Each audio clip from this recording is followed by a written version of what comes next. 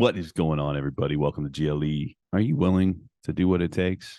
This is a question I've been asking myself a lot over the last several months as you go on a journey of really trying to achieve at high levels and trying to make some major changes in your life. You'll find that you'll face resistance and you'll encounter challenges. And early in my life, I thought of those challenges as God trying to tell me something. And my strategy was really following the easy route. It was, hey, maybe this is so hard. And I used to tell people this, right? God always made my decisions in life pretty easy. And then, as I got older, I changed it to God always, showed me and made my major life decisions pretty obvious, not necessarily easy, but fairly obvious, and sometimes easy. I don't know if you've experienced this where you were struggling with something and then something came along. Well, that's actually a pretty obvious decision to make. Might not be the easiest or the one you really want to make, but you follow your heart and you know what's right and want to always do what's right, like I do. You probably encountered that before. But what I found is as you go down what I'd call entrepreneurial type journeys, not necessarily business related per se, but calling type journeys, feeling like God's moved you to do things and try new things. And as you head down this road, what I've found, and I think what many find, is you face a lot of resistance. And it's not this easy, obvious, this is what you should be doing type of decision. And you got to really get down to it and ask yourself, are you really willing to do what it takes? And is this what God has called you to do? Is this what you're meant to do? And I think we can get stuck in analysis paralysis. I think we can get stuck, oh, I don't know if this is right or that's right. I'm going to think on this and pray on this. And you hear people talk like this. Obviously, I think those things are very good. Prayerful consideration, always good. I just don't I don't know, I think there's a mentality of a fear of messing something up. Like I could mess up what God has planned for me, which I don't know. It almost seems arrogant as I ponder it. As I'm recording this episode, just freestyle episode today, following some of my morning study. I think it's pretty arrogant to think that you can mess up God's plan for you. Not that you should be careless, but I think God puts things on your path for a reason, and it's good to doubt. It's good to question. It's good to fail fast, right? I really like that saying. I've heard that a lot lately. If you're going to fail fast so you can redirect and move on to something that's going to take you to success. But I've been studying the 16 laws of success, Napoleon Hill, and the law of increasing returns is what I'm on right now. And just how, none of the good work you do will return void. It's sowing and reaping. They're laws of the universe. And the sooner you can get over the feeling of you're being cheated or you're not being compensated fairly, or somehow other people are you may experience this where you see other people get promotions, or you see other people get opportunities, or you see other people's businesses succeeding, and you think, man, why them and not me? It's almost like a jealousy feeling. And I think everybody can feel that to a certain degree, right? Common trend. So why are we waiting for people close to me that we finally got a lake house, built property, and said, I'm so happy I did this, but I don't know why I didn't do it years ago. They could have done it years ago. And sure, there's just exposure, experience, pressure, indirect pressure. We talked about that in the last episode. But I really want to give you this mentality of a willingness to do what it takes, because really that's all it is. There's really nothing stopping you today from going and getting what you want. It's a matter of, are you actually willing to do what it takes to do those things? And I'll give you a few examples. There's just so many things to do.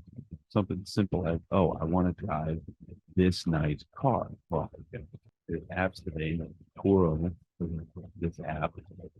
You can actually rent out your personal vehicle, like a rental car, depending on how much that car payment is, right? Or how much you can pay for the car. You can actually cash flow a car, which is kind of cool. The cash flow is income money expensing, profit money coming in. So, lots of people would think, oh, you're buying a car, that's a liability. Like, really not replace something. Not That doesn't make money. That just sucks money out of your pocket. But with technology these days, and you could have done this before technology. It was just a lot harder, more work to do. But with technology these days, it's so easy, simple, I should say, not necessarily easy, to turn a liability into a potential asset or at least free tool for you to use. And so, like with that example, you buy a car, maybe it's a nice Audi, right? You got some car payments, maybe it's 1,000 a month. Let's say. Well, if I can rent that car for, I don't know, $100 a day, all I got to do is rent it 10 days out of the month and that vehicle paid for, right? Plus insurance, plus all that stuff. There's some other expenses. So I'll stick to these numbers, but you get the idea, right?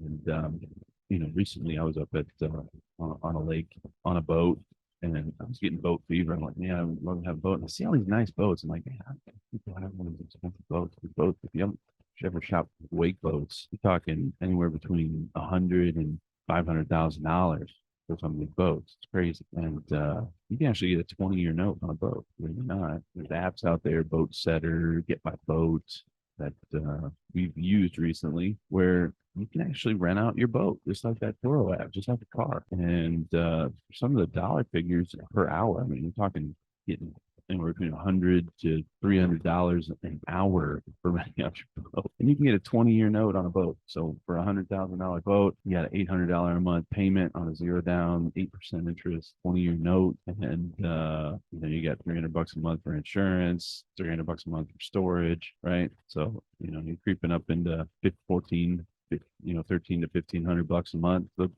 divide that by, let's say 200 an hour. How many hours a month do you got to rent that boat out for that to pay for itself? And this is something that's very real and doable. And, same with property, same with a house. And you may say, oh, well, I don't have I can't get the loan to start with. I don't have the credit score, whatever. There's ways to get money.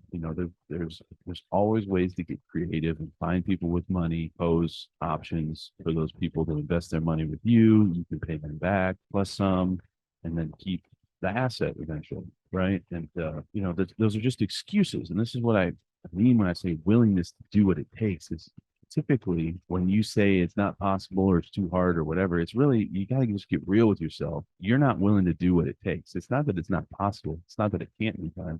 It's not that there's not a way. You haven't created the necessity to enable the creativity to figure out the way to get it done, because there is always a way. And this is the mindset I want to leave with you today: is there is always a way. I mean, realistically, we or anybody really wanted to, you figure out how you could buy a plane and you could lease out that plane, rent out that plane most of the time, and then fly private the times you want to. And depending on how that can work out and what kind of plane, etc., in theory, you could fly private starting tomorrow, right? Starting in the next year, you could be flying private, having that plane pay for itself. Now, a lot that goes into that, a lot of learning, a lot of stuff like that, but you could do it if you really wanted to. If you were willing to do what it takes, there's people that do that today. There's nothing stopping you from doing it too. I think there's a blame, there's a fear, this world wants to create fear, hate, anti-truth, and conformity.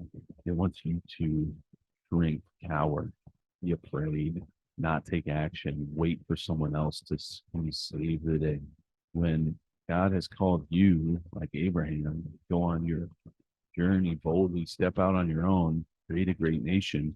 We, the people, right? You are the nation that you're living in, your family today. You're creating the legacy. You are.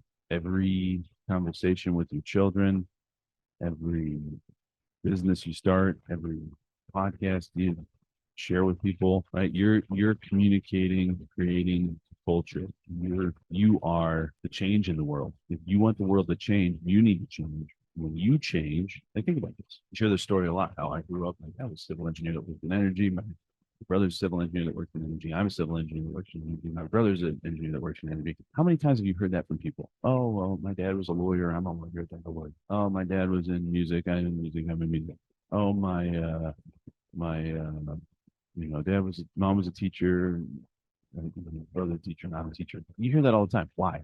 Because your environment is the number one contributor to where you end up in life. But here's what you gotta hear when I say that. You are the environment. You're the environment. So, you can be around people and you can either be the thermostat or you can be the thermometer.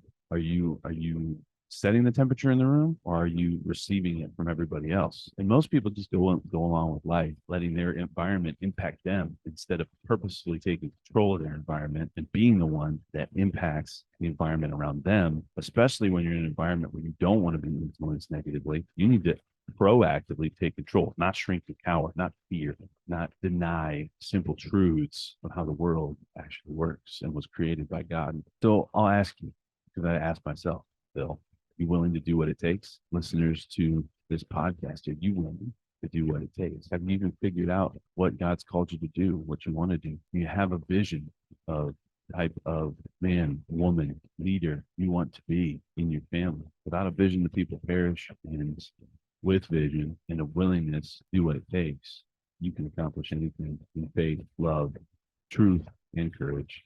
Thanks for listening today. Y'all share this show with somebody who needs to hear it. And y'all go lead it.